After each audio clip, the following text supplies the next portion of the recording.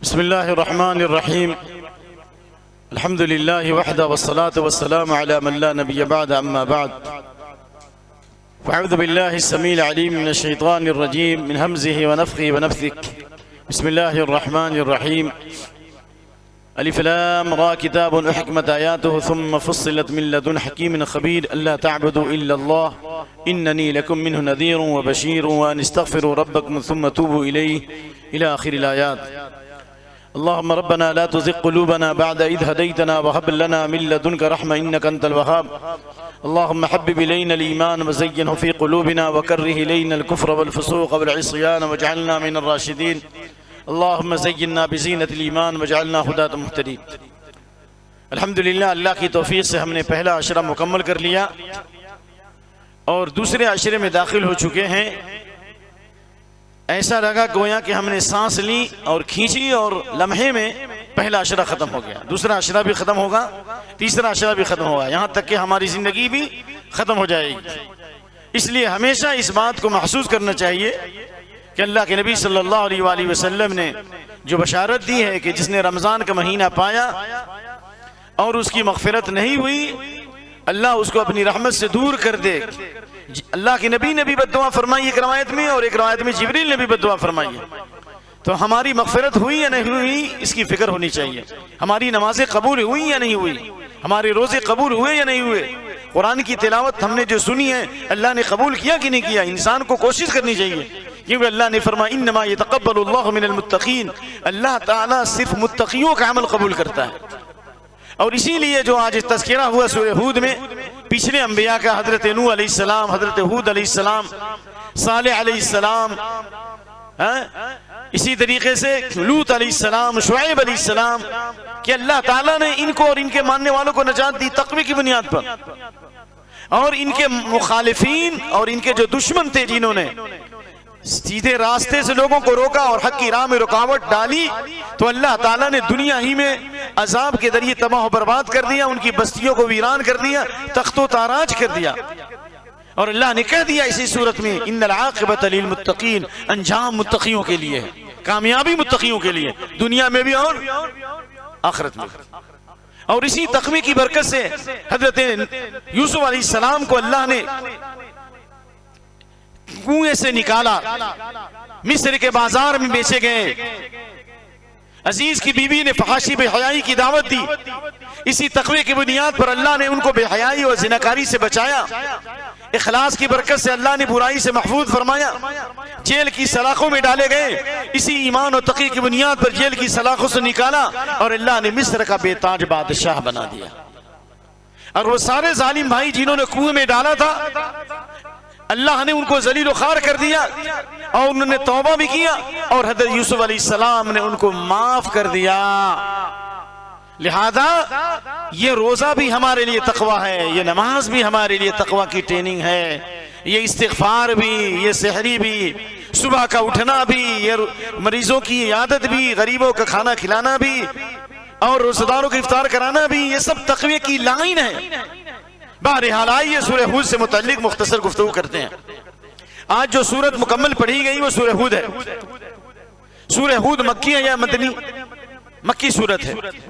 Number 1, ये कब नाजिल हुई? सूरह यूनुस के बाद।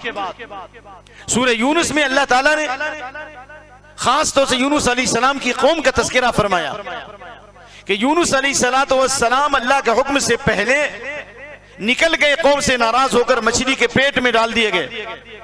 अगर वो तस्बीह नहीं पढ़ते तो मछली के पेट में क़यामत तक रहते, यानी मछली के पेट ही से निकलते। अल्लाह ताला ने हज़रत यूनुस अलैहिस्सलाम की तौबा कबूल फरमाई तक़वा की वजह से। क्यों? इसलिए कि ला इलाहा इल्लल्लाह को अल्लाह ने कलमे तक़वा कहा है, वअलज़महुम कलिमतत तक़वा। जो मुत्तक़ी बनना चाहता है उसको ज़्यादा से ज़्यादा ला इलाहा इल्लल्लाह पढ़ना चाहिए, कलमे तौहीद पढ़ना चाहिए। और अल्लाह ताला ने यूनुस अलैहिस्सलाम की कौम पर अजाब भेजा, अजाब की निशानियां शुरू हो गई, लेकिन उसके बावजूद अल्लाह ने उनकी तौबा कबूल फरमा ली। जबकि अल्लाह ताला फरमाता है फलम्मा जा, अल्लाह ने फरमाया फलम्मा रअू बअसना क़ालू आमन्ना बिल्लाह वहदहु व कफ़रना बिमा कुन्ना बिमुशरिकीन फलम यकुन यनफ़अहुम ईमानुहुम फलम्मा रअू बअसना। जब से हज़रत नूह अलैहिस्सलाम का ज़माना आया उस वक्त से लेकर नबी सल्लल्लाहु अलैहि वसल्लम के ज़माने तक, क़यामत तक, अल्लाह का अज़ाब जब आ जाएगा या आ गया तो टाला नहीं जाता। सिर्फ यूनुस अलैहिस्सलाम की कौम को अल्लाह ने निजात दी, निशानी शुरू होने के बाद, अज़ाब आने के बाद। क्यों? इसलिए कि उन्होंने सच्चे दिल से तौबा किया और उन पर मुकम्मल हुज्जत पूरी नहीं हुई थी और अल्लाह के हुक्म से पहले यूनुस अलैहिस्सलाम निकल गए। तो इसका मतलब यह हुआ कि अगर इंसान सच्चे दिल से आखिरी वक्त में भी तौबा और इस्तिग़फ़ार करेगा, अल्लाह से गिरियावज़ारी करेगा, अल्लाह का अज़ाब टल जाएगा। लेकिन नूह अलैहिस्सलाम का तज़किरा हुआ सूरह हूद में, अल्लाह का अज़ाब आ गया, नहीं टला। क्यों? इसलिए कि उन्होंने नबियों का मजाक उड़ाया, रसूलों का मजाक उड़ाया। हज़रत नूह अलैहिस्सलाम के ऊपर भत्तियां कसी, उनको पागल और दीवाना कहा और कहा जलील और खसीस लोग तुम्हारी पैरवी करते हैं, हम बड़े शरीफ लोग हैं। अल्लाह का अज़ाब आया और पानी के जरिए टबो दिए गए।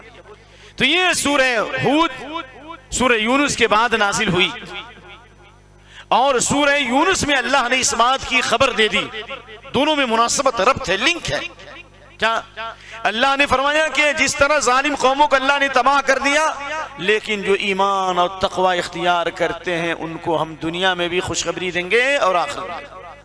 अल्लज़ीना आमनू व कानू यत्तक़ून लहुमुल बुशरा फिल हयातिद दुनिया व फिल आखिरह। ईमान और तक़वा इख्तियार करेंगे तो उनके लिए दुनिया में भी बशारत है। मैंने तफसीली तौर पर फजर के दर्स में दुनिया की बशारत क्या क्या है वो मैं बता दिया। दुनिया की बशारत यह है कि अल्लाह रब्बुल आलमीन सुकून और इत्मीनान की ज़िंदगी देगा। दुनिया की बशारत यह है कि अल्लाह अज़ाब को दूर करेगा। दुनिया की बशारत है कि शैतान के फितनों से निजात देगा। दुनिया की बशारत यह है कि अल्लाह ताला लोगों के दिलों में मोहब्बत कर देगा। दुनिया की बशारत यह है कि पाक हलाल रोज़ी देगा। दुनिया की बशारत यह है कि अल्लाह क़नाअत की ज़िंदगी अता फरमाएगा। दुनिया की बशारत यह है कि लोगों के दिलों में अल्लाह मोहब्बत डालेगा। दुनिया की बशारत यह है कि हमेशा हिदायत के रास्ते अल्लाह खोल देगा। और दुनिया की बहुत बड़ी बशारत यह है कि अल्लाह सच्चा और अच्छा, जी बोलो भाई, इतनी तफसील से बताया, सच्चा और अच्छा ख्वाब दिखलाएगा। ये दुनिया की बशारत हदीस है। तो अल्लाह ताला ने सूरह हूद में भी वही बताया कि देखो अल्लाह ताला ने हजरत नूह अलैहिस्सलाम की हिफाजत की कि नहीं। हूद अलैहिस्सलाम की अल्लाह ने हिफाजत की, अल्लाह ने उनकी कौम को हिलाक कर दिया। सालेह अलैहिस्सलाम की हिफाजत की, उनकी कौम को हिलाक कर दिया। लूत अलैहिस्सलाम की अल्लाह ने हिफाजत की, उनकी कौम को तबाह कर दिया। शुएब अलैहिस्सलाम की हिफाजत की, उनकी कौम को तबाह कर दिया। मूसा अलैहिस्सलाम उनके मानने वालों की हिफाजत की। फिरौन के लाओ लश्कर को अल्लाह ने तबाह बर्बाद कर दिया। और अल्लाह ताला ने इस सूरत के आखिरी में चंद हिदायत दी हैं। अगर वह हिदायत पर अमल करेंगे तो अजाब नहीं आएगा, और अगर अजाब आ गया तो अजाब टल जाएगा। आइए, इस सूरत में अल्लाह रब्बुल आलमीन ने खुसूसियत के साथ हूद अलैहिस्सलाम का तज़किरा किया है, इसलिए इसका नाम सूरह हूद है। हालांकि इसमें दूसरे अंबिया का भी तज़किरा है। नंबर 1। नंबर 2, इस सूरत की अहमियत के लिए काफ़ी है कि इमाम तिरमिज़ी ने, इमाम हाकिम ने, अबू याला ने अबू बकर रज़ियल्लाहु अन्हु से रवायत किया कि अबू बकर रज़ियल्लाहु अन्हु हदीस में सबसे कम रवायत करते हैं। हदीसें याद थी लेकिन हदीस रवायत नहीं करते, क्योंकि दूसरे सहाबा सब हदीस के अंदर मशगूल थे, इसलिए उन्होंने रवायत कम की। लेकिन हज़रत अबू बकर सिद्दीक़ ने यह हदीस रवायत की। क्या या रसूल अल्लाह मा शिब्त, आप क्यों बूढ़े हो गए? वक्त से पहले आपका बाल क्यों पक गया? आपने फरमाया हई शय्यबतनी हूद वल मुरसलात व अम्मा यतसालून व इज़ा शम्स कुविरत। चंद सूरतों ने बूढ़ा कर दिया है। इंसान टेंशन में होता है तो बूढ़ा होता है, गम में होता है तो बूढ़ा होता है। और अल्लाह के नबी की दुआ भी है कि अल्लाह मिनी औज़ु बिका मिन ज़ौजिन तुशय्यिबुनी क़ब्ल अल-मशीब, ऐ अल्लाह मैं तेरी पनाह चाहता हूँ ऐसी बीवी से या ऐसे शौहर से, औरत हो तो शौहर के बारे में दुआ करें, और मर्द हो तो औरत के बारे में। अल्लाह मैं तेरी पनाह चाहता हूँ ऐसी बीवी से जो बूढ़ा होने से पहले बूढ़ा कर दे। तो कहा या रसूलल्लाह आप बूढ़े क्यों हो गए? आपने कहा हूद ने बूढ़ा कर दिया, मुरसलात ने बूढ़ा कर दिया, अम्मा यतसालून ने, इज़ा शम्स कुविरत ने बूढ़ा कर दिया। हूद ने बूढ़ा क्यों किया? इसलिए कि अल्लाह ताला ने पिछली कौमों की दास्तान बताई है, उनके गुनाहों का तज़किरा किया है। अल्लाह का अज़ाब आया, अंबिया नहीं बचा सके। भाई इसी सूरत में अल्लाह ने सबसे पहले नूह अलैहिस्सलाम का तज़किरा किया।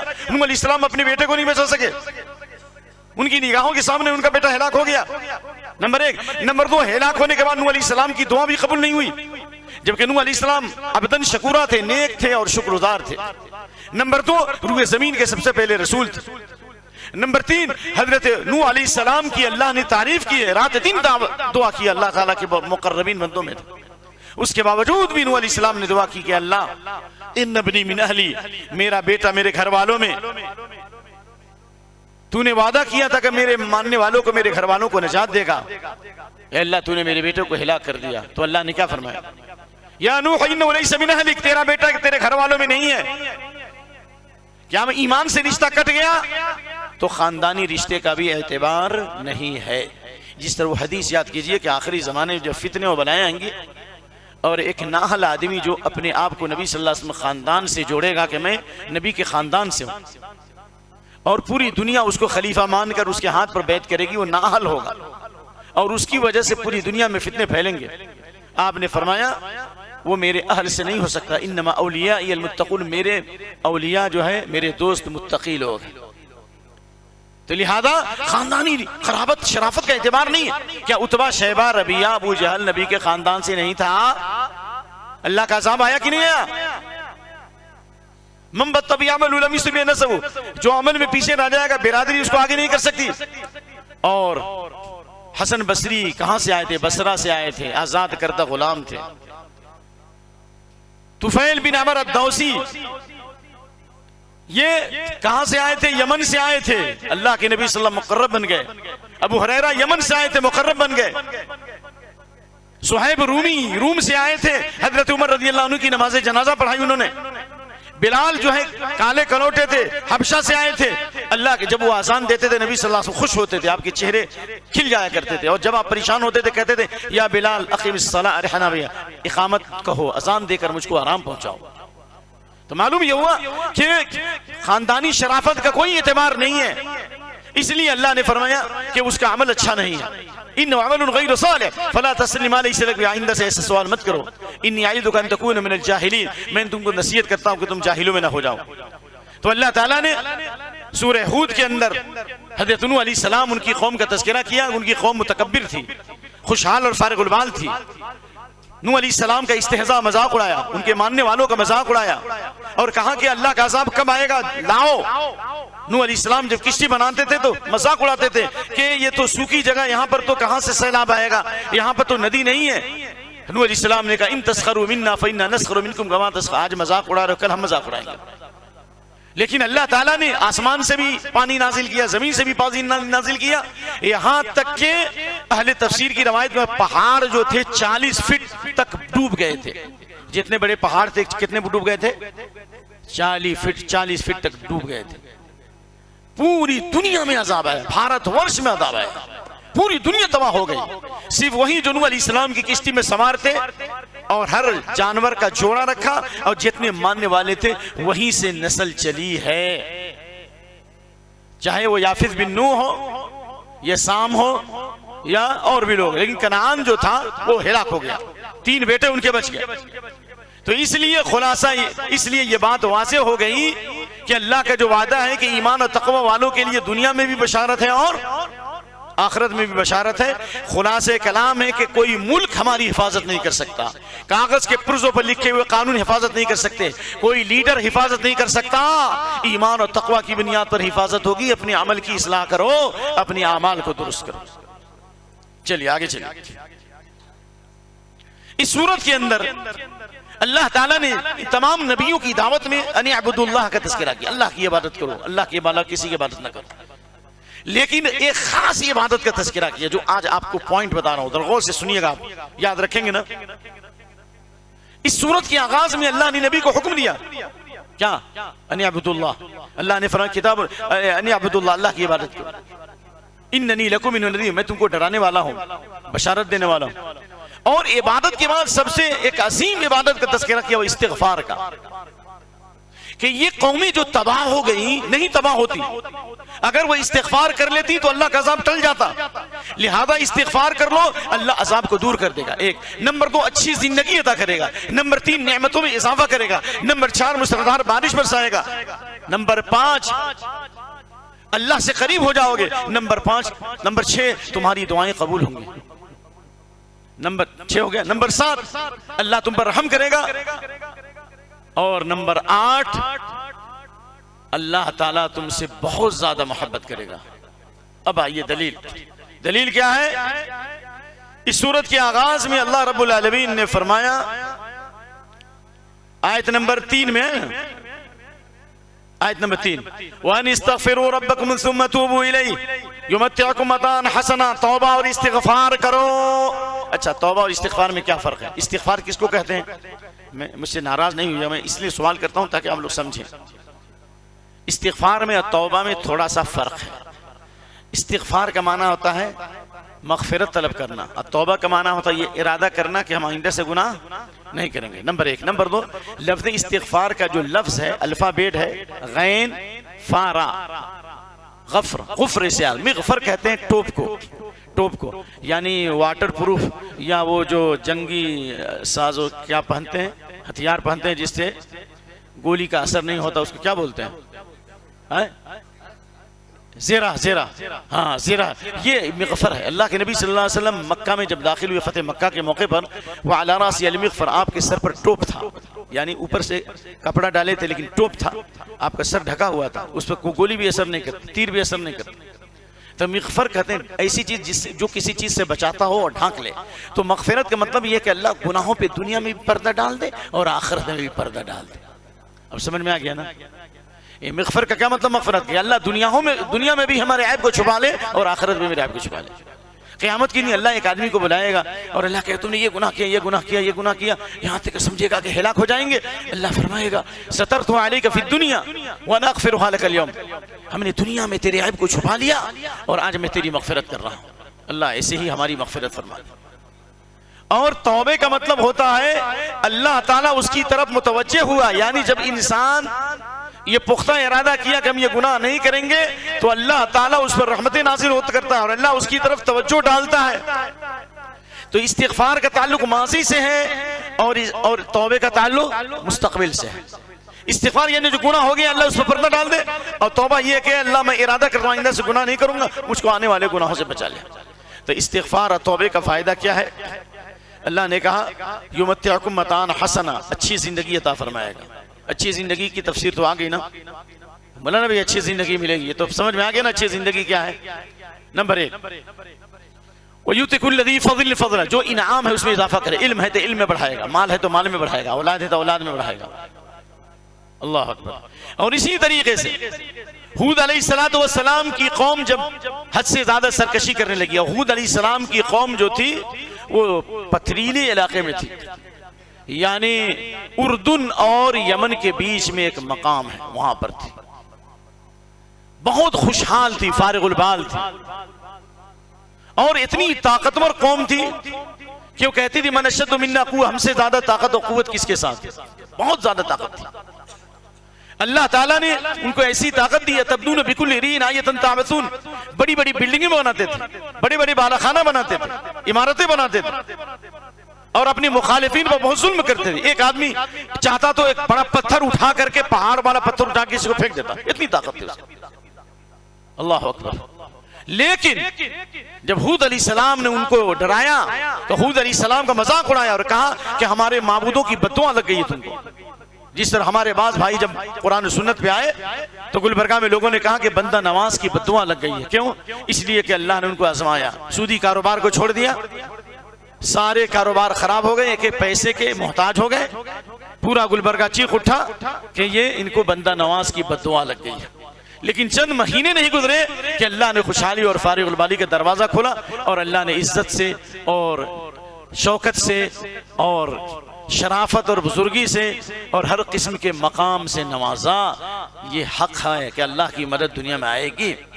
तो हूद अलैहिस्सलाम को भी कहा कि हमारे माबूदों की बद्दुआ लग गई है। कहा कि जितनी तुम्हारे पास तदबीर हो, तुम और तुम्हारे सारे बातिल माबूद मिलकर मेरे खिलाफ चालबाजी करो, मैं अकेले तुम्हारा मुकाबला करता हूं, तुम कुछ भी नुकसान नहीं पहुंचा सकते।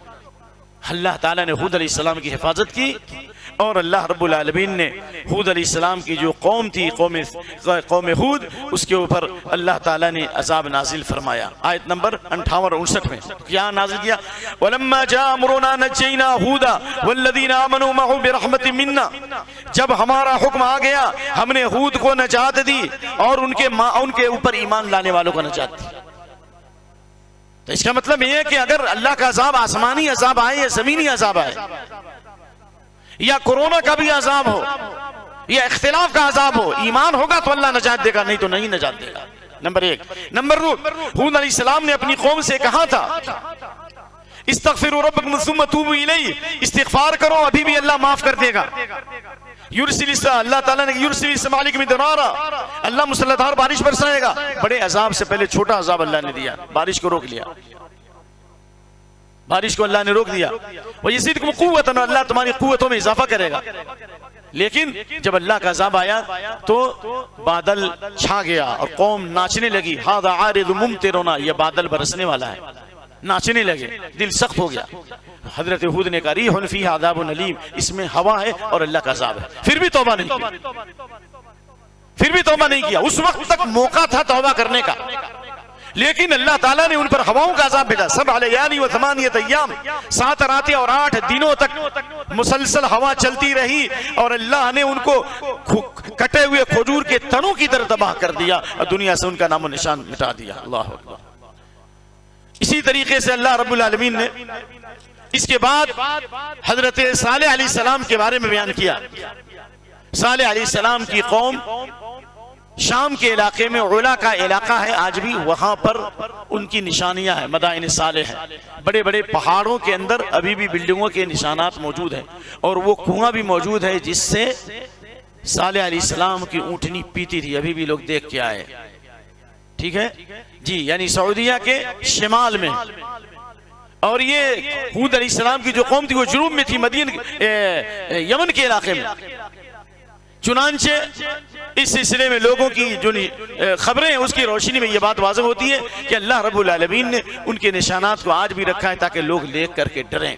अल्लाह के नबी जब तबूक में सफ़र कर रहे थे, मदाइन साले से गुजरे, तो जिन लोगों ने पानी लिया था आपने कहा पानी को फेंक दो, और आटा गोधा था कहा आटा को भी फेंक दो, और आपने सवारी को तेज़ किया और रोते हुए गए और कहा ला तदखुलू मसाकिन अल्लज़ीना ज़लमू इल्ला अन तकूनू बाकीन, इन इलाकों से रोते हुए गुजरो वरना तुम पर अल्लाह का अज़ाब आ जाएगा। तो बहरहाल अल्लाह रब्बुल आलमीन ने सालेह अलैहिस्सलाम को कौम समूद की तरफ रसूल बनाकर भेजा। 4 अंबिया जो है अरब में से हैं, उनमें से एक हजरत सालेह अलैहिस्सलाम, हूद अलैहिस्सलाम, मोहम्मद सल्लल्लाहु अलैहि वसल्लम और शुएब अलैहिस्सलाम। तो सालेह अलैहिस्सलाम ने जब उनको डराया और अल्लाह के अजाब से उनको आगाह किया तो ये कहा या कौम इस्तगफिरू रब्बकुम सुम्मा तूबू इलैहि इन्न रब्बी करीबुम मुजीब, तौबा और इस्तिगफार करो, मेरा रब बहुत करीब है और तुम्हारी दुआओं का जवाब दे देगा। यानी अल्लाह तुमसे करीब है और मेरा रब जवाब देने वाले हैं। तौबा और इस्तिगफार करोगे तो अल्लाह तुम्हारी दुआओं को कबूल फरमा लेगा। लेकिन कौम ने जब मजाक उड़ाया और हूद अलैहिस्सलाम ने निशानी के तौर पर ऊँटनी पेश की गई, ये ऊँटनी है, उसके पीने का दिन अलग और तुम्हारे जानवरों के पीने का दिन अलग है, जैसा कि सूरह शूरा में इसका जिक्र है। लेकिन मैं मजबूरन इस बात को बयान कर रहा हूँ क्योंकि रिकॉर्ड हो रहा है, किसी भी सही रवायत में नहीं है कि वो हूद अलैहिस्सलाम की ऊँटनी पहाड़ से निकली। जितनी रवायतें सब दईफ है, मेरे पास रिकॉर्ड मौजूद है। सालेह अलैहिस्सलाम की जो ऊँटनी जो है वो पहाड़ से निकली, इस बारे में कोई भी सही रवायत नहीं है, सब इसराइली रवायत। अल्लाह ताला की निशानी थी, जहां से भी आई हो अल्लाह ताला ने निशानी के तौर पर कहा कि लकुम शिरब यौम मालूम, तुम्हारे पीने का दिन अलग है और वलहा शिरब, और इसके पीने का दिन अलग है। फ़अक़रूहा, लेकिन उन्होंने उनको जख्मी कर दिया। तो सालेह अलैहिस्सलाम का तमत्तु फ़ी दारिकुम, अपने घर में 3 दिन आराम करो। अहले तफसीर कहते हैं कि ऊँटनी ज़बह करने के बाद भी, उसकी कोचें काटने के बाद भी 3 दिन उनके पास तौबे का मौका था। अभी 3 दिन में भी अगर तौबा कर लेते तो अल्लाह क्या कर देता, माफ़ कर देता। लेकिन जब उन्होंने तौबा नहीं किया तो क्या किया, फलम्मा जा अमरुना नजीना सालिहा, जब अल्लाह का हुक्म आ गया, अल्लाह ने कहा हमने सालेह को नजात दी और उनके ऊपर ईमान वालों को नजात दी अपनी रहमत से और उस दिन की रुसवाई से। इन्न रब्बका कवियुल अज़ीज़, तेरा रब बहुत ही बड़ा ताकतवर है। अल्लाह ने बचाया ईमान की बुनियाद। आज भी ईमान जितना कवी होगा अल्लाह की उतनी हिफाजत होगी, जितना ईमान होगा अमल भी उतना ही ठोस होगा, जितना ईमान होगा हिफाजत भी उसी के मुताबिक होगा, जितना ईमान होगा आजमाइश भी उसी के मुताबिक होगी। लिहाजा ईमान पर फोकस कीजिए और अपने ईमान की हिफाजत कीजिए। अल्लाह रब्बुल आलमीन ने सालेह अलैहिस्सलाम की कौम के बाद कौम लूत का तज़किरा किया और लूत अलैहिस्सलाम हजरत इब्राहीम अलैहिस्सलाम के भतीजे थे और इन्होंने शाम से सुदूम इराक के इलाके में सफर किया था। नई जगह थी वो कौम जहां शिर्क में मुबतला थी, वहीं दुनिया में सबसे पहली कौम है जो लिवातत अमले फाहिशा में मुबतला हुई। मर्द मर्द से शादी करता था, शहवत पूरी करता था, फितरत उनकी बदल गई थी।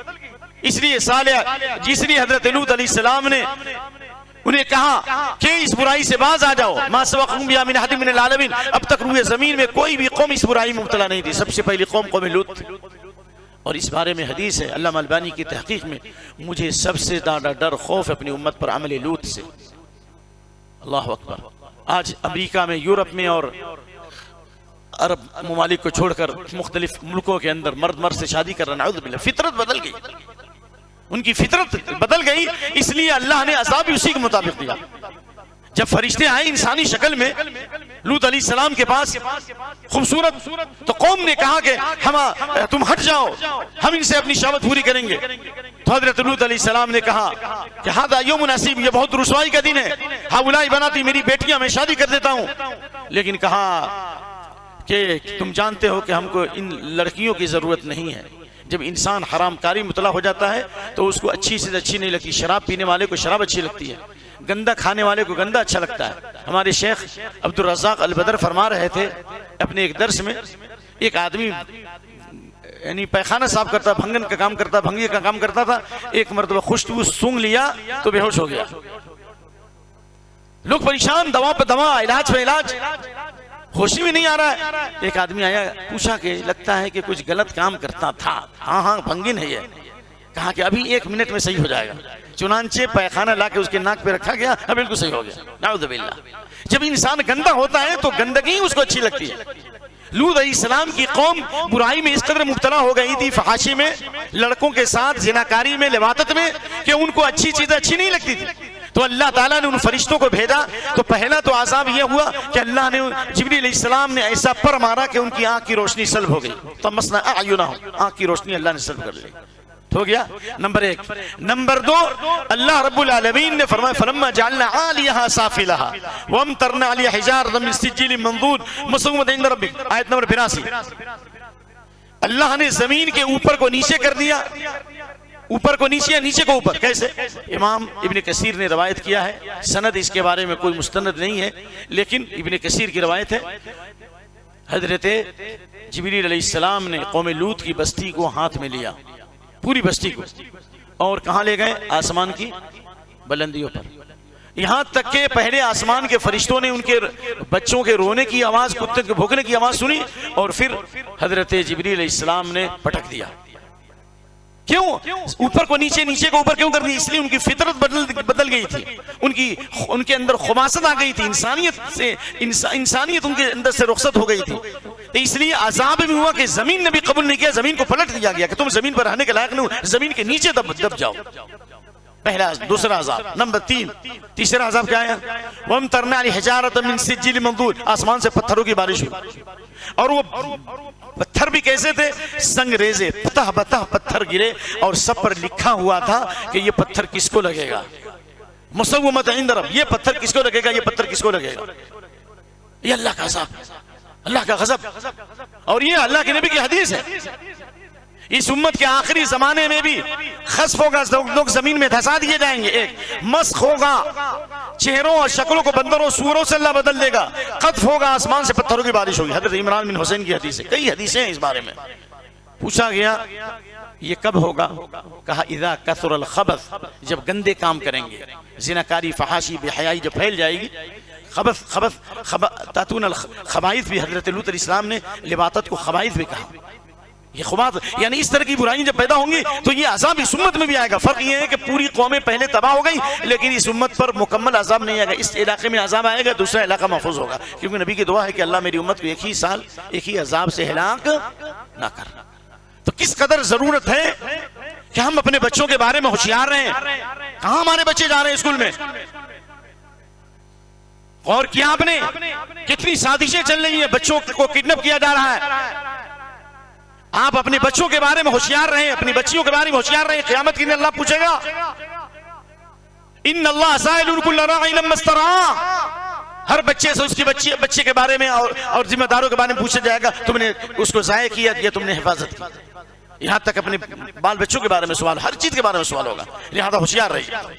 अल्लाह रब्बुल आलमीन ने शुआइब अलैहिस्सलाम की कौम का तज़किरा किया, और शुआइब अलैहिस्सलाम की कौम के बारे में मुख्तसर यह है कि मदियन में थे, और मदियन ही में हजरत मूसा अलैहिस्सलाम सफर करके गए थे फिरौन के जुल्म से बचने के लिए।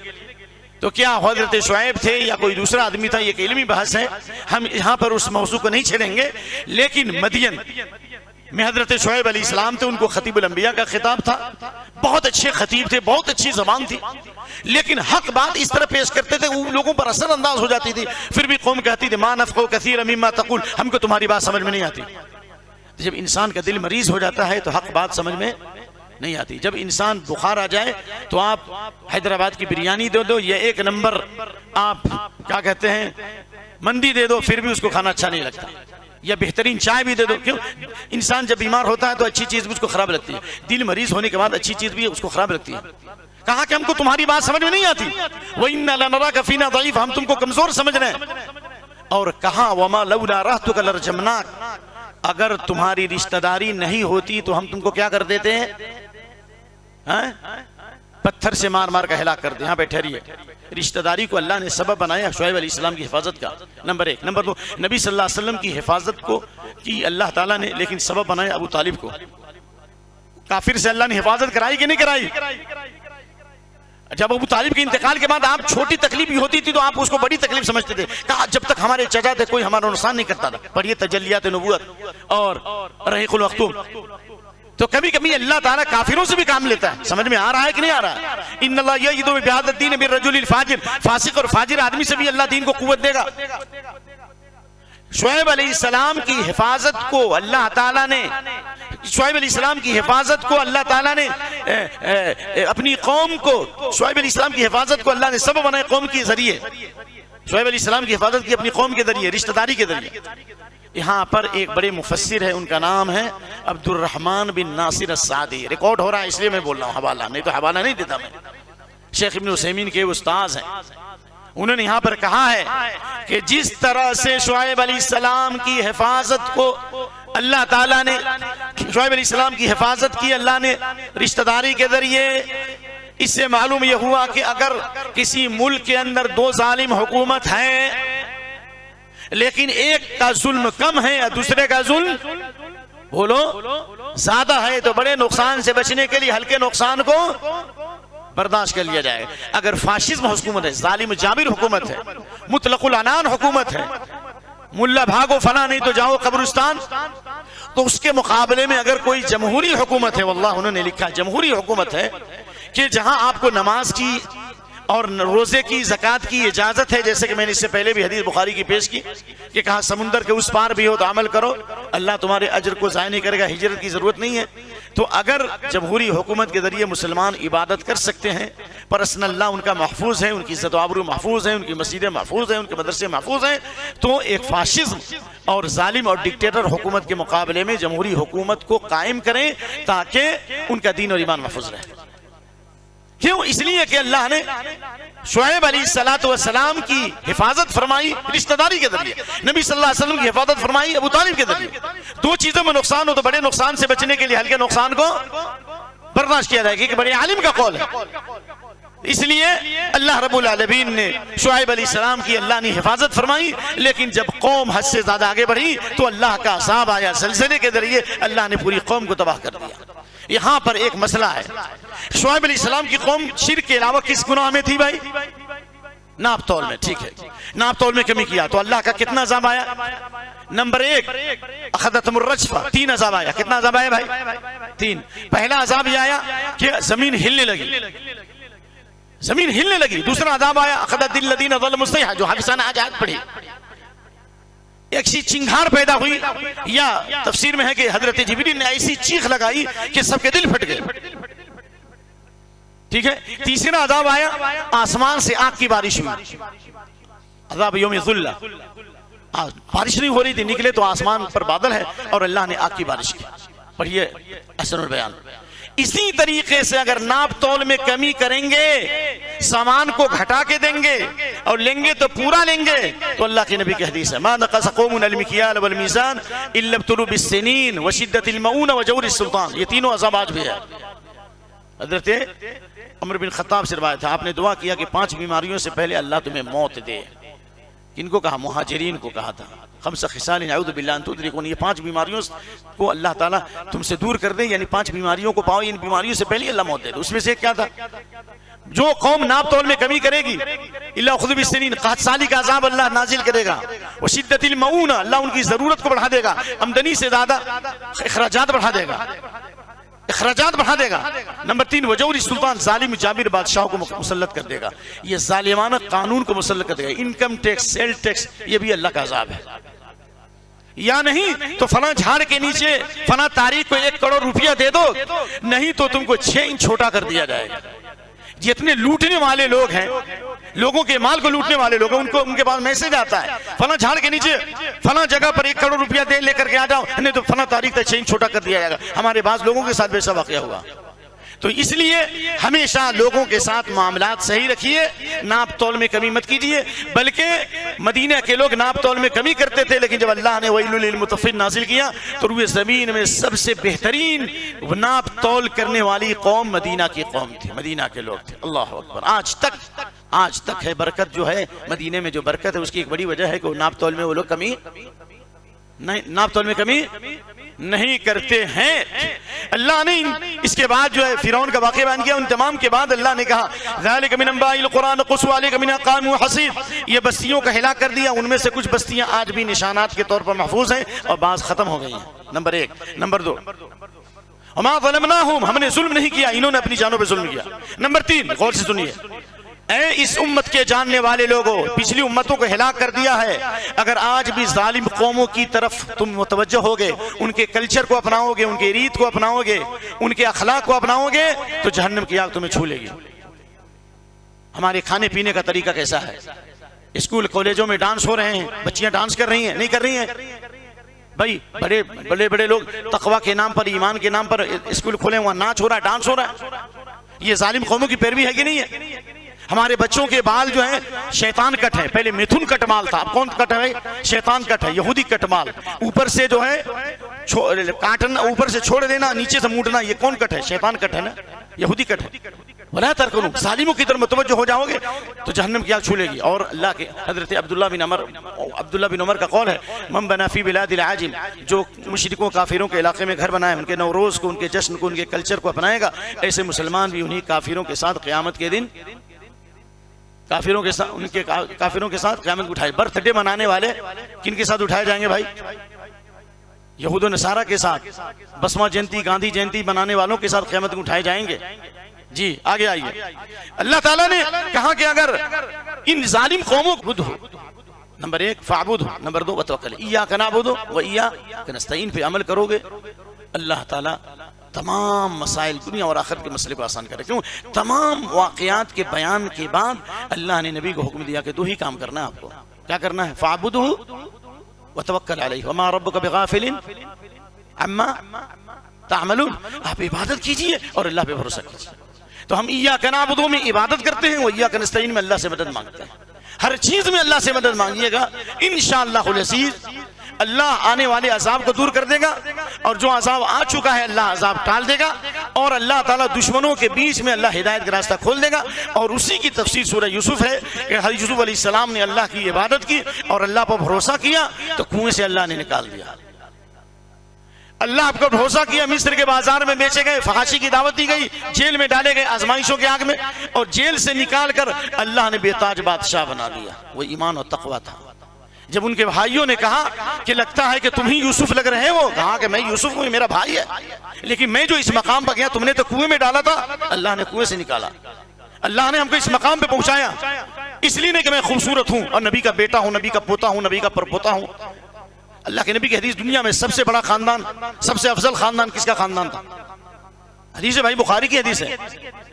सबसे अफजल खानदान यूसुफ अलैहिस्सलाम का, यूसुफ बिन याकूब बिन इसहाक बिन, बोलो भाई, इब्राहिम, नबी का बेटा, नबी का पोता, नबी का नबी के बेटे, नबी के पोते, नबी के परपोते, बाप भी नबी, बेटा भी नबी, बाप भी नबी, दादा भी नबी, परदादा भी नबी। लेकिन अल्लाह ने यूसुफ अलैहिस्सलाम को ये मकाम जो दिया इसलिए कि इन तकवा तकवा इख्तियार किया और सब्र किया।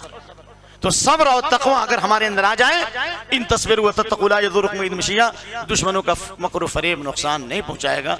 शायद मैं कल न रह सकूं, इसलिए मैंने बहुत ही इख्तिसार से जो सूरह यूसुफ का खुलासा बताया।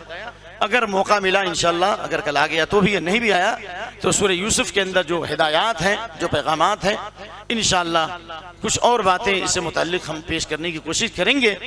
अल्लाह ताला से दुआ है कि अल्लाह हमारे दिलों में ईमान की ज़िंदगी अता फरमाए और अल्लाह हमें इस उम्मत के लिए मुसलधार बारिश बरसा दे, मुसलधार बारिश बनाए। क्या दुआ करना, अच्छी बात याद आई। अल्लाह हमें इस उम्मत के लिए क्या बनाए भाई? मुसलधार बारिश बना दे। दलील है, मसल उम्मती के मसली मतल गज़ीर, मेरी उम्मत की मिसाल मुसलधार बारिश की तरह है। ये नहीं पता कि शुरू की बारिश ज़्यादा फ़ायदेमंद है या आखिरी बारिश ज़्यादा फ़ायदेमंद है। क्या मतलब है इसका? शुरू बारिश से जितना फ़ायदा होता है, कभी कभी आखिरी बारिश से भी ज़्यादा फ़ायदा होता है। यानी इस उम्मत के शुरू ज़माने में भी खैर था तो आखिरी में भी बहुत खैर होगा, बीच में थोड़ा कम रहेगा। हम आखिरी ज़माने में हैं, अल्लाह हमको नफ़ा बख्श बनाए और उम्मत के लिए नफ़ा बख्श बारिश की तरह बना दे। सुब्हानक अल्लाहुम्मा बिहम्दिक व अशहदु अल्ला इलाहा इल्ला अंता व अस्तगफिरुका व अतूबु इलैक। वस्सलामु अलैकुम व रहमतुल्लाहि व बरकातुहू।